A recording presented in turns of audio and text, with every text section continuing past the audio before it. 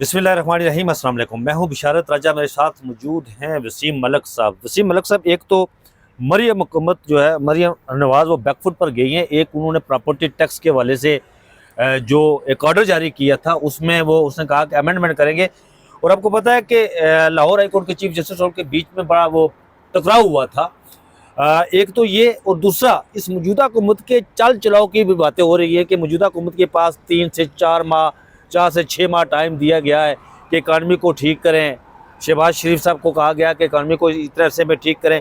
और फिर जो एक स्ट्रीट मूवमेंट की तैयारी हो रही है अभी लाहौर में, कराची में, तहरीक तहफ़्फ़ुज़ पाकिस्तान वाले गए, ये सारे, इसको लेकर अगर हम देखें तो मुस्तकबिल में एक बड़ी एहतजाजी तारीख उठ सकती है।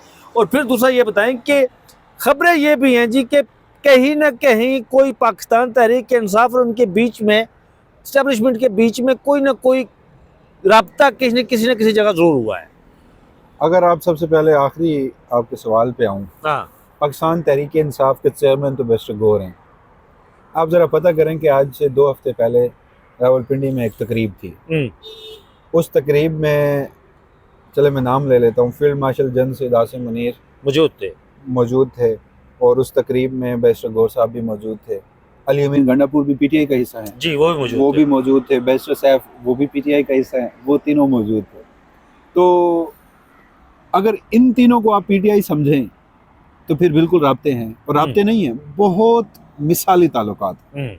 मिसाली ताल्लुकात ऐसे हैं कि वहाँ पर वो जो चशमदीद गवाह हैं, वो जो उस तकरीब का अहवाल बताते हैं, तो जो सबसे ज़्यादा क्लोजली देखा गया फील्ड मार्शल के साथ, वो बैरिस्टर गौहर को देखा गया। अच्छा, तो उस हिसाब से तो बड़े ज़बरदस्त। आपको पता है कि बैरिस्टर गौहर साहब यहाँ पर जब वो बल्ले वाला का फैसला हो रहा था, बैरिस्टर गौहर साहब के घर उसने छापा पड़ा था।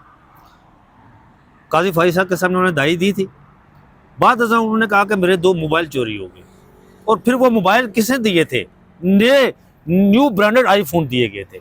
अच्छा, चलें, वो बात भी ठीक है, लेकिन इस सारे मामले में ना, अगर ये तीनों पीटीआई हैं, बहुत मिसाली ताल्लुकात हैं, बड़े ज़बरदस्त ताल्लुकात हैं, और उस मुलाकात का नतीजा था या क्या कि फिर बैरिस्टर गौहर साहब ने आकर कहा कि इमरान खान से मुलाकात आज नहीं हो रही ना, वजह हम खुद हैं और हम मुज़ाकरात की भीख मांगते हैं, जिस पर फिर केपी गवर्नमेंट और सलमान अकरम राजा साहब ने खासा आड़े हाथों लिया। और अगर आप समझते हैं कि पीटीआई सलमान अकरम राजा हैं, इमरान खान हैं, बहन है, लेकिन इमरान खान है, लाहौर में कैद 5 असीरान हैं, सलमान अकरम राजा हैं, सुहेल आफरीदी हैं, पख्तूनख्वा की गवर्नमेंट है, कोई राब्ता नहीं है। कोई राब्ता, बड़े ही नामसाइद हालात हैं। और एक चीज़ जो मैं आपको बता सकता हूँ, तहरीक तहफ़्फ़ुज़ पाकिस्तान को इमरान खान साहब ने मैंडेट दिया मज़ाकरात का। कुछ लोग ये दावा कर रहे हैं, मैं ये तहरीक तहफ़्फ़ुज़ पाकिस्तान नहीं कह रहा, लेकिन कुछ लोग ये दावा कर रहे हैं कि इंगेजमेंट हुई है महमूद अचकज़ई और इस्टेब्लिशमेंट की थ्रू गवर्नमेंट। अब वो कितनी कामयाब होती है, किस लेवल तक जाती है, उसमें मौजूदा सूरत हाल को देखकर किन किन मौज़ूआत पर गुफ्तगू होती है, ये कहना कबल अज़ वक्त है। एक खबर मैं आपको देता हूँ, महमूद अचकज़ई को बहुत ज़्यादा उस इंगेजमेंट से पॉजिटिव नहीं है कि उससे कोई बहुत ज़्यादा मामला बेहतर हो जाएंगे या नतीजा निकल आएगा। तो पहली बात तो ये जो आपका सवाल था। दूसरा ये कि जो इस वक्त एक एहतजाजी तहरीक का मोमेंटम है, अगेन महमूद अचकज़ई और अल्लामा राजा नासिर अब्बास ने डिसाइड करना है कि कब, कैसे और कहाँ एहतजाज करना है। उस सिलसिले में उन्होंने 8 फरवरी की एक तहरीक की कॉल दी है दिन की, वो हमने गुज़श्ता रोज़ भी उस पर बात की थी। सुहेल आफरीदी साहब को जो इमरान खान साहब ने स्ट्रीट मूवमेंट की तैयारी का कहा है ना, ये मेरा ज़ाती तज्ज़िया, ये खबर नहीं है। वो गालिबन तहरीक तहफ़्फ़ुज़ पाकिस्तान को थोड़ा प्रेशराइज करने के लिए किया। देखिए, महमूद अचकज़ई एक सीनियर सियासतदान है, सीजन आदमी है। अल्लामा राजा नासिर अब्बास का एक अपना कद काट है, लेकिन अवाम में इनकी कोई बहुत ज़्यादा पजीराई नहीं है। इनकी कोई सियासी जमातें, बड़ी सियासी जमातें नहीं हैं। आज उन्हें मेन स्ट्रीम पॉलिटिक्स में इतनी अहमियत मिली है तो वो इमरान खान के उस मैंडेट की वजह से मिली है। लिहाजा अगर वो खामोशी से बैठे रहते जो अब तक वो बैठे हैं, तो इमरान खान साहब ने तो एतमाद उन पर किया और अभी तक उनको एतमाद हासिल है और महमूद अजगज़ई इमरान खान को इस हद तक भी बनाने में कामयाब हो गए हैं कि आप हमारी जो मशवरे हैं उस पर ज़रा चल के देख लें, आपको कुछ ना कुछ मिलेगा उसमें से।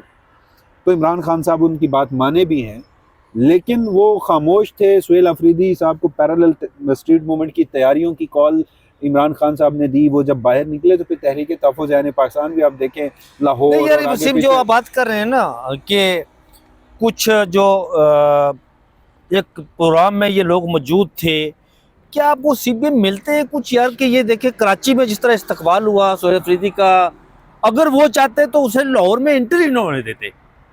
देखें, लाहौर में उन्होंने अपनी तरफ से, इससे ज्यादा क्या होता है, एक वजीर आला को अगर आप लाहौर में बिल्कुल ही एंटर ना होने देते तो उससे आप क्या मैसेज दे जाता है? हाल कि अब भी आपने ये क्या कि लाहौर या पंजाब की जो सरजमीन है वो अब किसी के जाती जागीर बन चुकी है, किसी के बाप की मलकियत बन चुकी है। वो मरियम नवाज की तो नहीं बनी है ना, बाकी जिनकी बनी है वो सारे समझते हैं। अच्छा, और मरियम नवाज भी उनमें शामिल है ना। देखें, सीएम तो है ना, वो इख्तियार तो उनके पास है, वही रजीम है, वही मिलिट्री एस्टैब्लिशमेंट है। सिंध गवर्नमेंट का रवैया थोड़ा सा मुख्तलिफ है, पंजाब का मुख्तलिफ है, तो इसमें सारा किरदार मरियम नवाज और वो जो खवातीन का टोला है ना पंजाब की सरजमीन पर मुसल्लत, उनकी वजह से है। सीबीएम्स नहीं है ये। सीबीएम्स आपको नजर आते तो फिर आप 5 दिसंबर की प्रेस कॉन्फ्रेंस सुनते, अब 6 जनवरी की प्रेस कॉन्फ्रेंस सुनते, उसके बाद आपको कोई शक रह गया है। सुहेल अफरीदी साहब टारगेट है, 5 दिसंबर प्रेस कॉन्फ्रेंस होली सोली इमरान खान टारगेट थे, 6 जनवरी प्रेस कॉन्फ्रेंस होली सोली सुहेल अफरीदी और उनकी हुकूमत जो है वो उसमें। मैं इनकी प्रेस कॉन्फ्रेंस, मैं आपसे इस बात से इत्तेफाक नहीं करूंगा, मैं इनकी प्रेस कॉन्फ्रेंस पर बिल्कुल बिलीव नहीं करता। बिलीव इसलिए नहीं करता, मैं माज़ी करीब की बात करता हूँ, मैं ज़्यादा दूर की बात नहीं करता। मियां मोहम्मद नवाज शरीफ कोट लखपत जेल में थे, आपको वो मशहूर ज़माना पेपर याद होगा जो शहीद अरशद शरीफ के साथ हुआ था, तो उस वक्त क्या कहा गया था? तो 2 दिन के बाद देर बस वहाँ पर मौजूद थी। मेरी अब बात सुन लें, अर्ज सुन लें, आपकी बात अपनी जगह ठीक है और ये मेरा तज्जिया है, मुमकिन है मैं गलत हूँ, मेरे पास कोई इन्फॉर्मेशन नहीं है जिसपे मैं कहूँ कि नहीं 75 साल की तारीख उठा आप गलत कह रहे हैं और मैं ठीक कह रहा हूँ। इनकी यही है कि ये जो कहते हैं ना ये करते वो नहीं है। 5 दिसंबर से पहले की आज तक, वो तो डीजीआई इस्पियार खुद आपकी इस सवाल का जवाब दे चुके हैं। जब उनसे सवाल हुआ कि आप इतना आगे क्यों चले गए हैं, तो उन्होंने कहा कि इससे कबल वाले सियासतदानों ने भी हमारे साथ ये सलूक नहीं किया था, तो वो जितना आगे जा रहे हैं तो हम भी उतना आगे जा रहे हैं। पहली बात ये है कि कोई सीबीएम नहीं है इमरान खान सुहेल अफरीदी के दरमियान और मिलिट्री एस्टैब्लिशमेंट के दरमियान। मैं आपको चलें खबर दे देता हूँ, सुहेल अफरीदी एक इजलास बनाना चाह रहे थे एपेक्स कमेटी का, ठीक है, और उसमें मिलिट्री एस्टैब्लिशमेंट से जो शख्सियात असूलन पहले उसमें शामिल होती हैं उन्होंने उसमें शिरकत से इनकार कर दिया था। अच्छा, मतलब मजीद क्या सीबीएम होने चाहिए, पहली बात। और दूसरी बात इसमें यह है कि आप देखिए अभी भी पूरी कोशिश है, अली अमीन गंडापुर साहब आज भी ये समझते हैं कि मैं वज़ीर आला हूँ, कि मैं वज़ीर आला बनने जा रहा हूँ। अच्छा, और सुहेल अफरीदी साहब ज्यादा देर नहीं टिक पाएंगे। क्यों? वजह अगेन मिलिट्री एस्टैब्लिशमेंट है ना। तो बात हम वापस आते हैं इसमें, मैं खबर की बुनियाद पर और कुछ इवेंट्स की बुनियाद पर ये दावे से और ये वसूख से कह सकता हूँ कि कोई सीबीएम्स नहीं है। ठीक है, मुस्तकबिल में बन जाए तो अलग बात है। एहतजाजी तहरीक की जहाँ तक बात है, ये चाहे सुहेल अफरीदी हो या महमूद अजगज़ई हो, ये गैर रिवायती तरीके से चल रहे हैं। रिवायती तरीका तो ये था कि आप शहर बंद करते थे, आप एहतजाज तैयारियों के बगैर कर लेते थे, आप डी चौक की कॉल दे देते थे। नहीं यार ये बात दुरुस्त है। मुझे ये बताएं जी वसीम साहब, मेरी वो फंसी हुई है, वो क्या कहते हैं, सुई फंस अटक चुकी है यार। अगर सुहेल अफरीदी एस्टैब्लिशमेंट के निशाने पर है, सुहेल अफरीदी इतनी मैच्योरिटी दिखा रहे, किस बेस पर उसे बाहर निकालेंगे ये? मैं आपको बेस नजर आती है, पहली बात। चलें इस सवाल का जवाब इस तरह देता हूँ। संजीदा कोशिश की गई पख्तूनख्वा में गवर्नर राज लगाने की, रिपोर्ट्स भी बनी, लेकिन इसमें शुक्र अदा करना चाहिए कि कुछ लोगों ने कंसर्न्ड क्वार्टर्स को ग्राउंड रियलिटीज बताई। अच्छा, कि आप लगा तो लेंगे, सस्टेनेबल नहीं होगा, आप एक और इमरान खान पैदा कर देंगे। आज इमरान खान जो है वो क्यों है, वो 9 अप्रैल 2022 की रात की वजह से है, आपने हुकूमत से निकाला था। जी जी बिल्कुल ऐसा ही है। इमरान खान के बाद सेकंड इन कमांड फैसलों में और अवामी पजीराई में कौन है? सुहेल अफरीदी। सुहेल अफरीदी को निकाल के कौन इमरान खान बनाना चाहते हैं? आपसे पहले एक इमरान खान काबू नहीं आ रहा, संभाला नहीं जाता, अब दूसरा इमरान खान अफोर्ड कर सकते हैं, इसलिए गवर्नर राज नहीं लगाया गया। एक चीज पे टारगेट किया जा रहा है, वो क्या? वो ये जनाब कि सुहेल अफरीदी साहब को किया जाए पहले डिस्क्रेडिट। जब से सुहेल आफरीदी साहब आए हैं ना, तो मिलिट्री ऑपरेशन में वो जो ड्रोन हमले, मार्टर गोले, वो गैर जरूरी भी है, उनकी तादाद बढ़ चुकी है। सुहेल आफरीदी साहब के होम ग्राउंड तीरा को खाली कराया जा रहा है, बिल्कुल ऐसा ही है, केपीके की गवर्नमेंट की इन्वॉल्वमेंट के बगैर, खुद वहां के लोकल लोगों से गुफ्तगू करके, जैसे तैसे मैनेज करके प्रेस कॉन्फ्रेंसेस की जा रही हैं, जोड़ा जा रहा है दहशतगर्दी के साथ। सबसे पहले टारगेट ये है, सुहेल अफरीदी को डिस्क्रेडिट करो और उसके बाद निकाल दो, फौरन ना निकालो। चीफ इलेक्शन कमिश्नर एक दरखास्त पे ना सुहेल अफरीदी साहब को निकाल सकता है, अदालतें किसी भी मामले में निकाल सकती हैं, लिहाजा इस वक्त ये कार्ड पे नहीं है। हाँ, डिस्क्रेडिट वो होते हैं या नहीं होते ये अब अलग बात है, लेकिन वो ये कह रहे हैं कि खैबर पख्तूनख्वा की आवाम बिलखुसूस जो वो आपका फाटा है सबका, उसकी और सुहेल अफरीदी के बीच में दूरियां पैदा की जाए, ये सारा कुछ करके। मैं आपकी बात को समझ गया। अब वो बात कर रहे थे कि एहतजाजी तहरीक के हवाले से आप बात कर रहे थे, तो मैं कह रहा हूँ कि ये एक गैर रिवायती तरीके से चल रहे हैं, लोगों में जा रहे हैं, मोमेंटम बना रहे हैं, सियासी तहरुक पैदा कर रहे हैं। और मैं आपको एक बात बताऊं, अब जो एहतजाजी कॉल होगी ना, वो तब दी जाएगी कुछ इंटरनेशनल डायनामिक्स को देखते हुए कि अगर फिर खुदा ना खास्ता आवाम पर गोलियां चलाई जाएं तो इतना आसान ना हो। आपने 26 नवंबर किया, आपने 13 अक्टूबर किया, और आप उस सब को करने के बाद भी कहते रहे कि हमने बंदा ही नहीं मारा। ये अभी जो ट्रंप किसी ने आपसे सवाल जवाब ट्रंप ने बयान दिया है ईरान के हवाले से, वो ईरान के हवाले से दिया ना, पाकिस्तान के हवाले से तो नहीं दिया। चले तो मैं इशारा समझ रहा हूं आप कि जब इंटरनेशनल डायनामिक तब्दील हुए ना, तब एहतजाज की एक कॉल होगी, और वो डी चौक तर्ज की नहीं होगी, वो मुल्क भर की होगी, और उसकी तैयारियां अभी से जारी हैं। वो तैयारियां 1 साल चलें, 1.5 साल चलें, उधर मिड टर्म भी आया हुआ है, संजीदा इस हवाले से। जी हाँ, और मिड टर्म जो है वो भी अमेरिका में आ चुका है, और ट्रंप को अपने मवाख़ज़े का खतरा भी पैदा हो चुका है, इम्पीचमेंट का।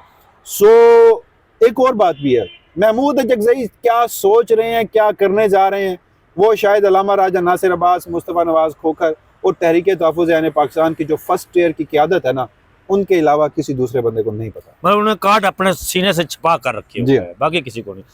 आगे चलते हैं यार, ये बताएं कि इस मौजूदा हुकूमत को ये हर रोज कोई खबर आ जाती है कि 2 माह दिए, 3 माह दिए, 4 माह दिए।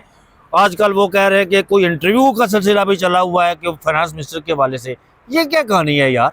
देखिए, आप मोहम्मद मालिक साहब की खबर का हवाला दे रहे हैं, इसमें कोई शक नहीं कि मोहम्मद मालिक साहब कनेक्टेड हैं कंसर्न क्वार्टर से, खबर उनके पास होती है। वो जिस मीटिंग का हवाला दे रहे हैं वो मीटिंग भी ज़रूर हुई होगी। आपको मैं अगेन लेके चलता हूँ 6 जनवरी 2025 दोपहर 2 बजे से 5:19 तक, एक 3 घंटे। हाँ जी। उस प्रेस कॉन्फ्रेंस में कहा गया कि 2018 से 2022 तक की जो पॉलिसियाँ थीं वो उस वक्त का बाख्तियार वज़ीर आज़म फैसले करता था, और ये भी तासुर दिया गया कि मौजूदा वक्त का वज़ीर आज़म भी बाख्तियार है। तो जब शहबाज शरीफ ने ये फ़िक्रा सुना होगा तो पता नहीं अब उनके ज़मीर ने खलिश महसूस की होगी या नहीं, मैं ये नहीं जान सका। लिहाजा मुझे हंसी आ गई। अब मुझे एक बात बताइए, अगवान पॉलिसी हो, बाख्तियार के मामले पर मुझे हंसी क्यों आई है?